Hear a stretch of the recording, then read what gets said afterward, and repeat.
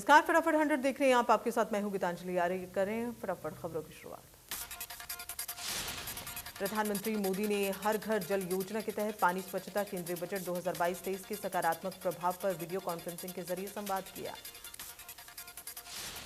इस अवसर पर प्रधानमंत्री ने कहा, बजट के बाद बजट घोषणाओं को लागू करने की दिशा में आप सभी स्टेक होल्डर्स से संवाद अपने आप में बहुत अहम।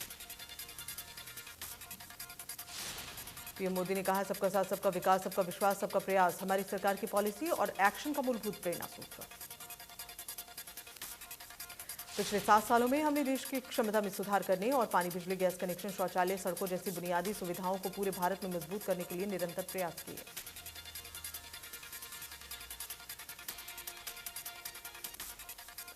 उत्तर प्रदेश में चौथे चरण के मतदान के बीच प्रधानमंत्री नरेंद्र मोदी बाराबंकी दौरे पर जाएंगे। इस दौरान वो अवध में मतदाताओं में जनसभा के माध्यम से जोश भरेंगे।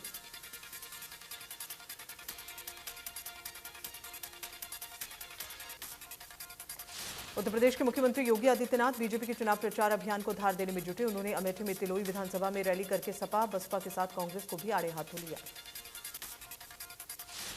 सीएम योगी आदित्यनाथ ने कहा, उत्तर प्रदेश में 2017 से पहले जब भी रिक्तियां होती थीं, सैफई परिवार उनके लिए वसूली करता था, लेकिन हमारे युवाओं को 5 लाख सरकारी नौकरियां हमने दी।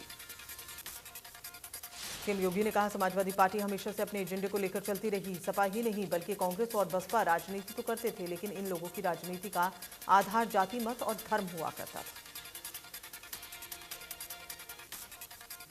उत्तर प्रदेश विधानसभा चुनाव के चौथे चरण में आज 9 जिलों में मतदान हो रहा है। बहुजन समाज पार्टी की सुप्रीमो मायावती ने सुबह सुबह ही लखनऊ में वोट डाला।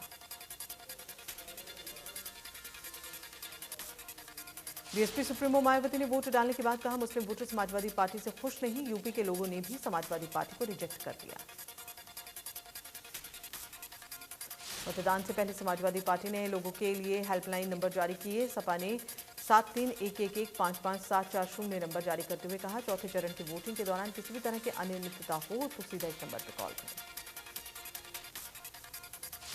लखनऊ में रक्षा मंत्री बीजेपी नेता राजनाथ सिंह ने कहा कि इस बार का चुनाव सुशासन, विकास के मुद्दे पर है और इस मामले में हिंदुस्तान में अगर कोई अव्वल पार्टी है तो वो बीजेपी है। उन्नाव से सांसद साक्षी महाराज ने वोट डालने के बाद कहा, बीजेपी को उन्नाव में सभी 6 सीटें और पूरे प्रदेश में 350 से ज्यादा सीटें मिलेंगी।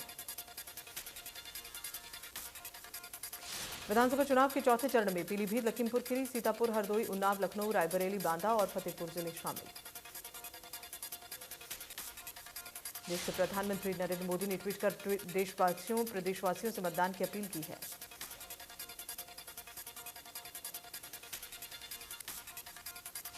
गृहमंत्री अमित शाह ने भी इसी कड़ी में ट्वीट कर जनता से वोट डालने की अपील की है। उन्होंने लिखा, उत्तर प्रदेश में चौथे चरण का मतदान सभी को मतदान करना चाहिए।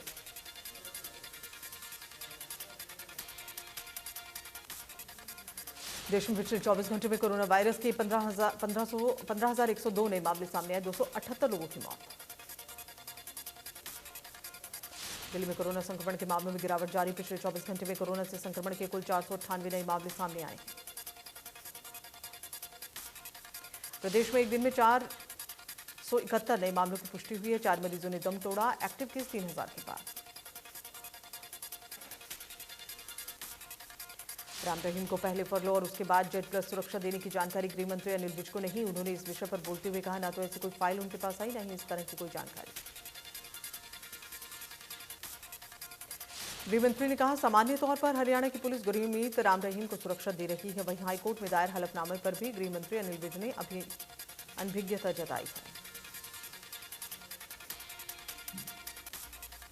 राम रहीम को फरलो और जेड+ सुरक्षा देने के सवाल पर अब सवाल उठ रहे हैं। वहीं अबर जेजेपी अध्यक्ष अजय चौटाला का बयान सामने आया, जिसमें उन्होंने इस फैसले को सोच समझकर लिया गया फैसला बताया। जेजेपी अध्यक्ष अजय चौटाला ने कहा, 3 साल के बाद फरलो लेना कैदी का हक, जान का खतरा होने पर जेड+ सुरक्षा दी जा सकती है।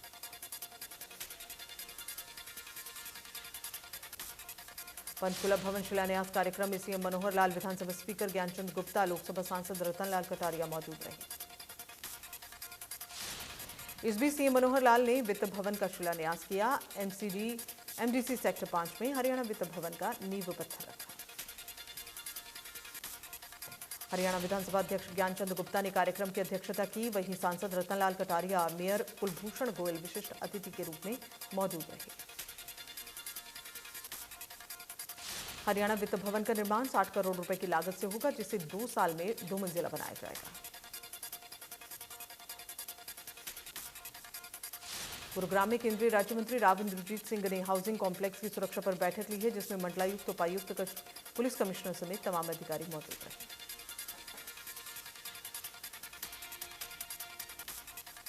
यमुनानगर जिला सचिवालय पहुंचे हरियाणा राज्य चुनाव आयुक्त धनपत सिंह ने बताया, हरियाणा में 24 अप्रैल को 51 नगर पालिका और नगर परिषदों के चुनाव होंगे। हरियाणा के सभी जिला चुनाव अधिकारियों ने तैयारियों के आदेश दे दिए हैं। 5 जनवरी 2022 की वोटर लिस्ट के हिसाब से ये चुनाव करवाए जाएंगे। उन्होंने कहा कि ये चुनाव ईवीएम से होंगे और प्रदेश सरकार ने इसके लिए चुनाव आयोग को अपनी सिफारिश भी दे दी है। उन्होंने ये भी जानकारी दी कि वे प्रदेश में उन सभी इलाकों का दौरा कर रहे हैं जहां जहां नगर पालिका, नगर परिषदों के चुनाव होने। उन्होंने बताया 24 अप्रैल को होने वाले इन चुनावों का विस्तृत कार्यक्रम बाद में जारी किया जाएगा। पंच और सरपंचों के चुनाव को लेकर फिलहाल कोई फैसला नहीं लिया गया। जिला परिषद के चेयरमैन, जिला परिषद के वार्ड पंचायत समिति के चेयरमैन के चुनाव ईवीएम मशीनों से होंगे, जबकि पंचों के चुनाव बैलेट पेपर से किए जाएंगे। भिवानी में प्रदेश के कृषि मंत्री जेपी दलाल और उपायुक्त आरएस ढिल्लों की तरफ से अधिकारियों समेत पशु मेला स्थल का जायजा लिया। भिवानी में 25 से 27 फरवरी तक राज्य स्तरीय पशु मेले का आयोजन हो रहा है। इस दौरान पशु मेले का जायजा भी लिया गया।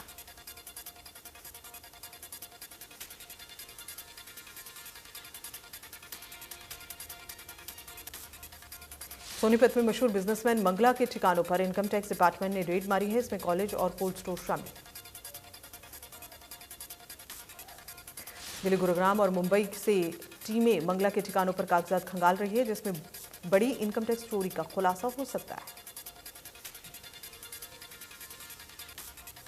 फतेहाबाद में पुलिस कर्मचारी की दादागिरी सामने आई, जहां पुलिसकर्मी ने गाड़ी चालक को रोककर जबरन लिफ्ट लेने की कोशिश की। कार चालक की तरफ से लिफ्ट नहीं देने पर पुलिसकर्मी ने वर्दी की धौंस दिखाई, जिसका वीडियो सोशल मीडिया पर वायरल। वीडियो वायरल होने के बाद एसपी ने एएसआई वीरेंद्र सिंह को वीडियो के आधार पर सस्पेंड कर दिया। नांगल चौधरी का सीआरपीएफ जवान मां भारती की गोद में विलीन हो गया। बता दें कि एएसआई धर्मेंद्र 2013 से सीआरपीएफ में सेवा दे रहा था, लेकिन लंबी बीमारी के चलते उसका निधन हो गया। राजकीय सम्मान के साथ पैतृक गांव ढाणी बाणिया वाली नांगल चौधरी के वार्ड नंबर 13 में अंतिम संस्कार किया गया। मृतक सब इंस्पेक्टर धर्मेंद्र कुमार पत्नी के अलावा 1 साल का बेटा, 11 साल की बेटी अपने पीछे छोड़ गए। कैथल के जिला सचिवालय में अग्निशमन यंत्र टूट गया। इसके बावजूद वहां रखे यंत्र बदले नहीं जा रहे। इस लापरवाही की वजह कोई बड़ा हादसा हो सकता था और जिसकी तरफ से किसी अधिकारी का कोई ध्यान नहीं है।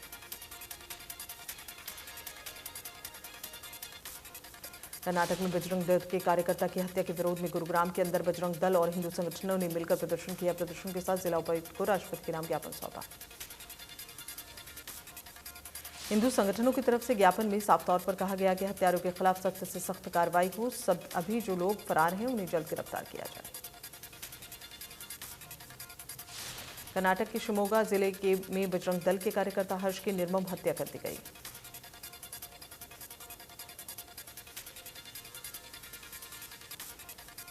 हरियाणा में अपनी मांगों को लेकर प्रदर्शन कर रही आंगनबाड़ी वर्कर्स 3 मार्च को विधानसभा का घेराव करेंगी। आंगनबाड़ी वर्कर्स की सरकार के साथ बातचीत विफल होने के बाद प्रदर्शनकारी वर्कर्स और यूनियन के नेताओं ने आंदोलन तेज करने की चेतावनी दी। तालमेल कमेटी और सीटू के राज्य महासचिव ने कहा कि बिना मांग पूरी हुए उनका आंदोलन खत्म नहीं होगा। उनकी मांगों को मान लिया गया, लेकिन औपचारिक घोषणा नहीं हुई। सिरसा में आंगनबाड़ी वर्कर्स ने धरने को समर्थन देने के लिए युवा इनेलो नेता अर्जुन सिंह चौटाला लघु सचिवालय के बाहर चल रहे धरने स्थल में शामिल हुए। इस दौरान आशा वर्कर्स, आंगनबाड़ी वर्कर्स ने अर्जुन चौटाला को अपनी मांगों से संबंधित ज्ञापन सौंपा। अर्जुन चौटाला ने कर्मचारियों को आश्वस्त किया कि वो मुद्दे को विधानसभा में भी उठाएंगे।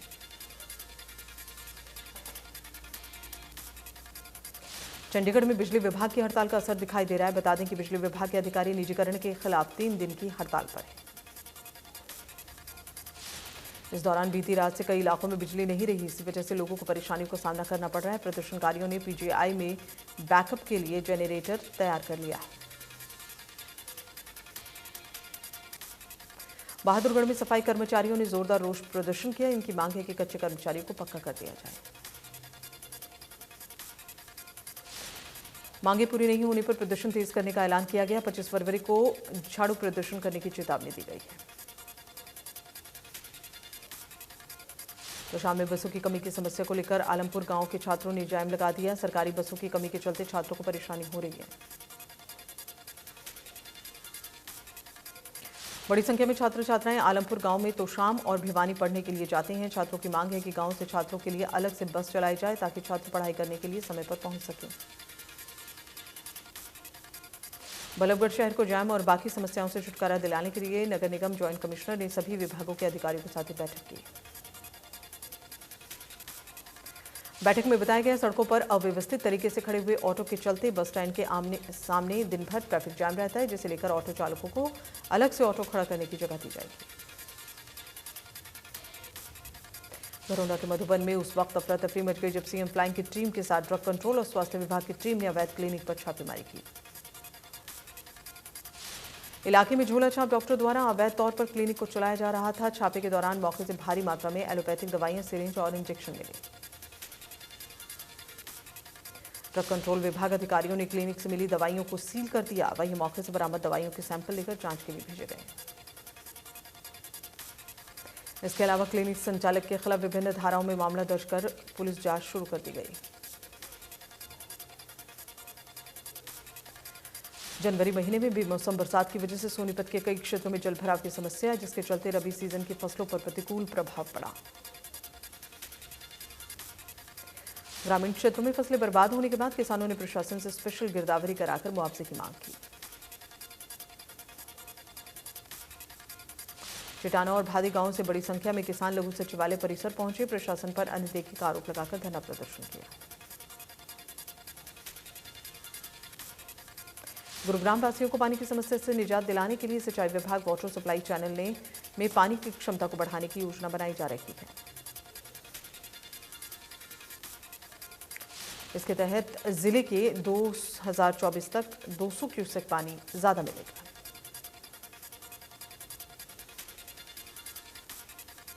हरियाणा इरिगेशन डिपार्टमेंट के अधिकारी डॉक्टर शिव सिंह रावत ने कहा कि GWS की कैपेसिटी को 475 करने की योजना।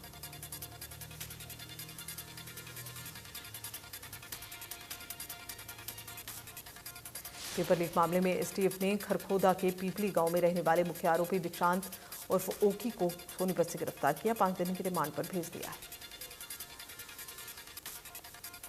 जानकारी के मुताबिक आरोपी दीक्षांत सीबीआई हेडक्वार्टर मुख्यालय दिल्ली में एलडीसी के पद पर कार्यरत था।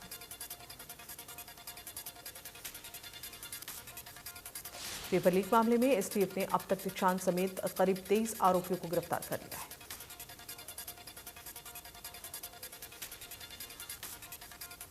सोनीपत में एसटीएफ टीम ने 2 मोस्ट वांटेड को गिरफ्तार किया है। आरोपियों की पहचान धीरज और दौलत राम के रूप में हुई।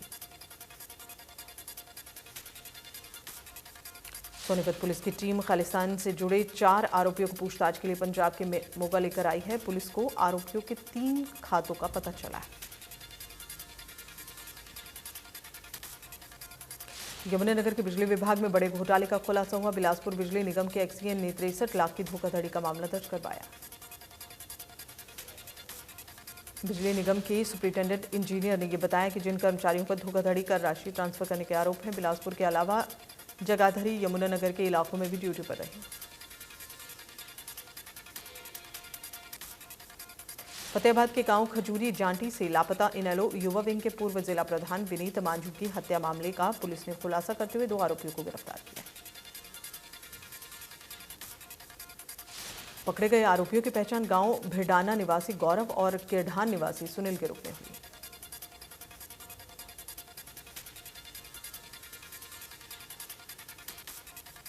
पुलिस आरोपियों को कोर्ट में पेश कर रिमांड पर लेगी। रिमांड के दौरान पुलिस आरोपियों से कार, रस्सी, हत्या में शामिल अन्य हथियार बरामद करेगी।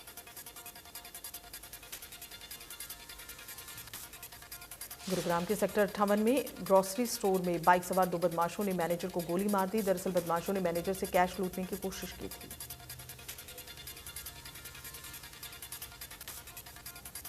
करनाल के शाहपुर गांव के एक गाड़ी चालक ने दो भून को खाली जगह पर दफना दिया, मौके से फरार हो गया। सूचना मिलते ही पुलिस मौके पर पहुंची, गड्ढे को खोदकर भून को बाहर निकालती है। लोगों में हड़कंप मच जाता है। इसके बाद दोनों भून को कब्जे में लेकर पोस्टमार्टम के लिए भेज दिया जाता है। रेवाड़ी के स्कूल में दो बदमाशों ने क्लासरूम में घुसकर 12वीं के छात्र पर तेजधार हथियार से हमला कर दिया।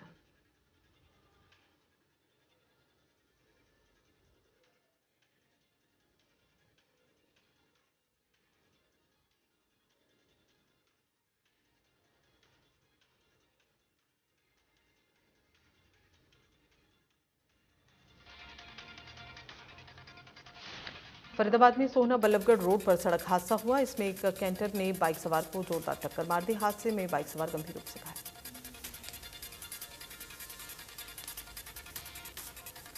रूस और यूक्रेन के बीच युद्ध जैसे हालातों और रूस द्वारा यूक्रेन के अलग अलग क्षेत्रों को स्वतंत्रता की मान्यता देने के ऐलान के बाद अब अमेरिका ने रूस पर कड़ी कार्रवाई की। अमेरिकी राष्ट्रपति जो बाइडेन ने राष्ट्र को संबोधित करते हुए अपने भाषण में कहा, कौन पुतिन अपने पड़ोसी के क्षेत्र पर नई तथाकथित देश घोषित करने का अधिकार देता है। उन्होंने ये भी कहा कि यूक्रेन पर रूसी आक्रमण की शुरुआत है। उन्होंने कहा कि व्लादिमीर पुतिन मेरे विचार से बल द्वारा अधिक क्षेत्र लेने के लिए एक तर्क स्थापित कर रहे हैं। जो बाइडेन ने कहा है, रूस के राष्ट्रपति व्लादिमीर पुतिन द्वारा यूक्रेन के अलग अलग क्षेत्रों की स्वतंत्रता मान्यता देना अंतर्राष्ट्रीय कानून का एक प्रमुख उल्लंघन है। बाइडेन ने कहा, रूस पर पिछले उपायों से अधिक प्रतिबंध लगाए जाएंगे। प्रतिबंध में रूस को पश्चिमी वित्त पोषण से अलग किया जाएगा। रूस के कुलीन वर्ग पर भी प्रतिबंध लगाए जाएंगे। बाइडेन ने कहा, हम दो बड़े वित्तीय संस्थानों ईबी और रूस के सैन्य बैंक पर प्रतिबंध लागू कर रहे हैं। रूस और यूक्रेन के बीच तनाव और युद्ध के आसार के चलते कच्चे तेल के दामों में बढ़ोतरी। कच्चे तेल के दाम $99 प्रति बैरल के पार हैं और जल्द ही $100 तक पहुंचने की संभावना। उत्तर भारत के कई राज्यों में मौसम विभाग ने आने वाले दिनों में बारिश का अनुमान जताया है। मौसम विभाग की अगर माने तो दिल्ली, एनसीआर, बिहार और यूपी के कई हिस्सों में बारिश का अनुमान। मौसम विभाग ने पश्चिमी विक्षोभ के कारण बारिश की संभावनाएं बन रही हैं, इसलिए 25 और 26 फरवरी को हल्की बारिश हो सकती है। दिल्ली, एनसीआर में अधिकतम 27 डिग्री और न्यूनतम तापमान 12 डिग्री सेल्सियस रह सकता है। हिमाचल प्रदेश में मौसम में बदलाव देखा गया। रात से ही ऊपरी क्षेत्रों में हिमपात और निचले क्षेत्र में रुक रुक कर बारिश हो रही है। मौसम विभाग ने चंबा, लाहौल स्पीति, कुल्लू, किन्नौर, मंडी, कांगड़ा, शिमला जिलों के लिए भारी बर्फबारी और बारिश का येलो अलर्ट जारी किया है। जम्मू कश्मीर में भी बारिश और बर्फबारी के आसार हैं। उत्तराखंड में भी आज बारिश का अनुमान जताया गया है।